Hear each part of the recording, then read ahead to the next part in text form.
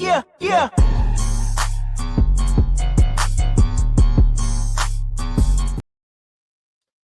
Good evening, YouTube, and thank you everyone for watching this video. I'm just trying to start something new here. Hopefully, move into presenting some solutions, do some other topics, stuff like that. Um, but before that, be sure to like, subscribe, share with friends, so we can get this thing started.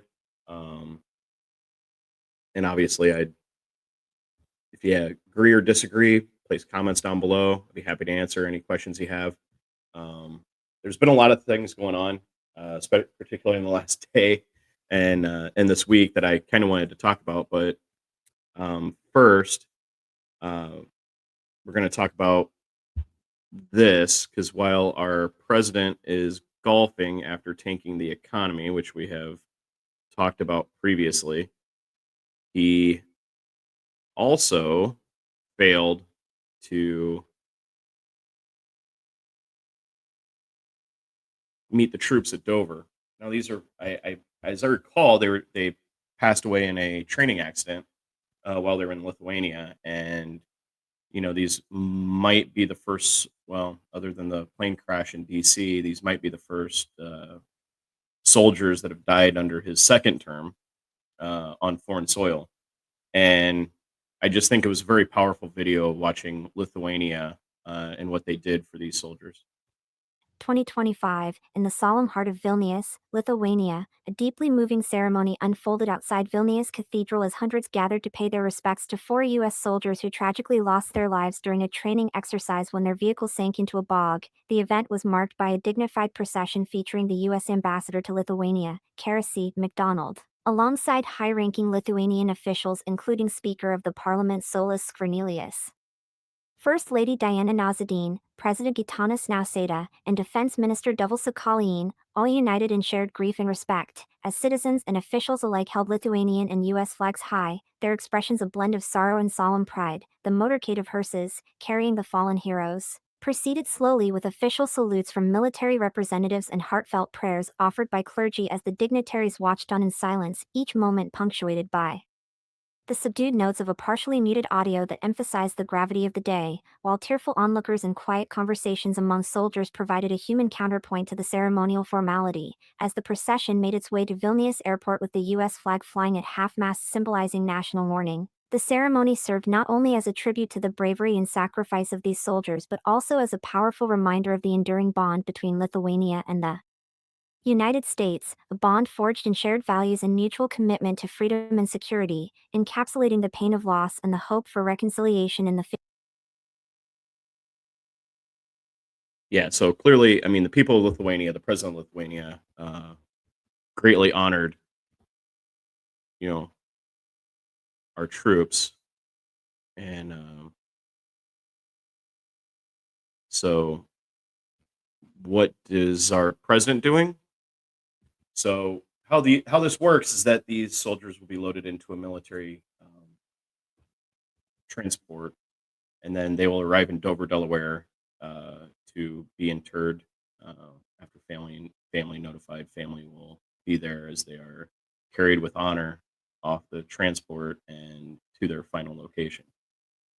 It is traditional for an American president to meet the troops returning in Dover. However, uh, ours just happens to be um, doing this. He's winning the senior golf tournament at his own club, uh, being bankrolled by the Saudis. So clearly, oh, I love the veterans. Where are my veterans at? I love my veterans. It was all bullshit. It was always bullshit. I can't believe people didn't see it for the bullshit that it was. His entire life is a fraud. I mean, right from the Taj Mahal, which was the most gaudy fake thing ever, to his supposed like gold toilet and everything else. It's all phony. And here is our alpha male president that everybody is scared of. I mean, eh, his pants are up to his nipples, for crying out loud. I mean, eh, this is who Republicans are afraid of.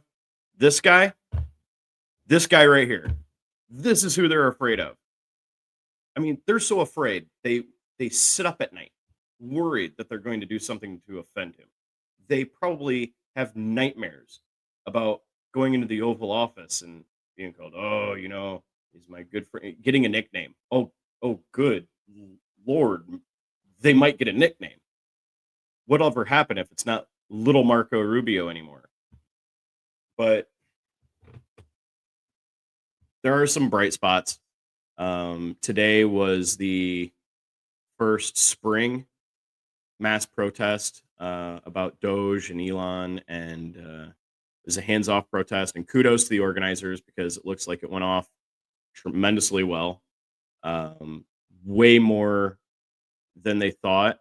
There were even a few uh, scheduled events in my area, which is as deep red as you could possibly imagine. And I'll share a little bit of the. So if you zoom in here a little bit, you can see, Boston, New York, Chicago, Portland, San Francisco, San Diego, Idaho, Utah, Oakland, there, Florida. There were over 1,400 protests held today, or if you're watching this in the future on Saturday. And by all accounts, the turnout was tremendous, whether it was in a very positive Republican district or a heavily Democratic district. There were people turned out. People turned out, and um, social scientists and political theorists say that it takes about 5% of the population. If you get 5% of the population out protesting, um, or it might even be a little bit lower, like 3.5%. But if you get that amount of the population out protesting, then peaceful change in government is possible. Anything less than that, and it's not going to be so peaceful. So it is probably a very good thing. These are some of the alt gov accounts. These are people who might still be with the National Park Service or the U.S. government, and they're kind of trying to keep low key from Doge and kind of reporting on what's going on inside. And by all accounts, with the West Coast numbers in, it looks like almost 5 million Americans protested today. They turned out, whether they were center right, center, far left, sort of left, but in through from DC to Portland, Oregon, people turned out. Um, so there is hope there. And this is where, so I shared that photo of Donald Trump. I mean, this is the guy Republicans wet the bed thinking about at night, that they do anything to dishonor him or upset him. And yet, they got to be a little worried, right? I mean, just look at the last week. I get previously they wouldn't want to attack or go or do anything because obviously Elon has threatened to primary them and bankroll their opponents. But is that really a threat anymore? I mean, if I'm a Republican, I'm looking at the economy, which, I mean, it doesn't matter what kind of social culture war issue you bring up. The economy is the economy. And obviously, the stock market is tanking. The tariffs are going to raise prices into unaffordability for many people. Um, we're going to lose farmers. We're going to lose small businesses. I mean, some small businesses are just going to close because they can't even find product. I saw one post where uh, this is on Reddit, where a small business owner said that his Chinese manufacturer that owns his tooling and everything else basically told him he's not going to supply him anymore. The U.S. market's too tough, so he can't even get product. I mean, this is a small business that employs maybe 5, 10 people tops, and it's going to have to shut the doors because they can't get product. All because of the tariffs. All because of the uncertainty in the U.S. government. But again, there's sign for hope because if you're a Republican, you got to be looking at a couple things. These hands-off protests, all right. So in deep red Republican districts, you had massive turnout. Two, you have to look at the Florida race, right? A plus 18 or plus 20 Trump district where a relatively underfunded Democrat only lost by 8 to 10 points. That's groundbreaking. I mean, that is earthquake levels alarm for a Republican. And that's why they pulled Elise Stefanik from the UN ambassador position, because they couldn't afford to contest her seat. And then you have this. And this is the big one. Because this is what Elon put his money in. And he's the threat. You know, Trump is a threat to Republicans that they'll get primary. And MAGA is a threat, but let's face it, MAGA is shedding members every day. And as the economy tanks further, more and more maggots are going to be turning their coats and pretending I was never part of that, just like some congressmen are. But this is where it's at, right here. Because Elon went toe to toe trying to get Brad Schimmel elected. He dumped tons of money in it. He committed voter fraud. He committed felonies to do this. And why the Attorney General of the state of Wisconsin has not arrested him yet for violation of state law, I do not know. But Susan Crawford beat the pants off Brad Schimmel.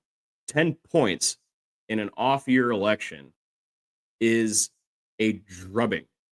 And there are reports that some ballot locations and polling locations ran out of ballots because they never expected so many people to show up and even vote in this election.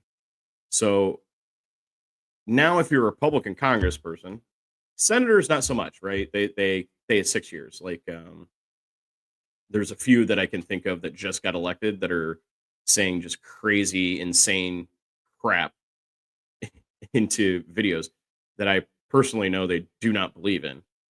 But if you're a Republican congressman and the business leaders in your district are screaming at you to do something about the tariffs, and the senior citizens in your district are screaming at you to protect Medicare and Social Security, and on the other side, you're afraid of getting a nickname from Donald Trump, and you're afraid that Elon is going to primary you. So what is the threat now? There is no threat. Elon cannot affect an election where people feel strongly about it. So if you're a Republican congressman and you're not listening to your constituents and staunchly Republican constituents that are now telling you to, yeah, dude, you better take back your power and do something about this economy and rein this guy in, or we're not going to vote for you again. We'll find someone else. You actually have to listen to that now. So I think we're going to see in the next couple of weeks some shifting, potentially in the House of Representatives, which, bear in mind, Republican majority there is only, 3 seats. Once they held the special elections, it'll be 5 seats. I mean, there's movement there. There could be movement there. Is it a veto-proof majority? Maybe not. But if he's vetoing that, he's not getting his tax cuts. He's not getting his cuts to Medicare. He's not getting his cuts to Social Security. He's not getting his agenda through. And I don't think I'd have to look this up. I don't think the president can veto anything that the Congress does as far as tariffs or anything like that, or overturning an executive action. So it's going to be a very interesting couple of weeks. And the protests today were definitely very important for that visibility. I know the news channels didn't cover it. That's why, as non-existent as my channel is right now, I wanted to bring up the protest today and the Wisconsin Supreme Court stuff and Lithuania, obviously. There's another thing that is going on about a Cuban refugee who's been here for almost 40 years that got arrested by ICE. And we can cover that later. But here's one of my favorite protest signs. I did want to say that. I think tomorrow I'm going to try and get a collection of all the protest signs that went on and kind of do a little like top 10 or best of. But so many problems, not enough cardboard. I mean, I've seen some of the best signs. They're just fantastic. And of course, I saw one. I, I saw this on quite a few protests, and they're eating the checks, they're eating the balances. Brilliant. Anyway, we'll do more later. Remember to like and subscribe.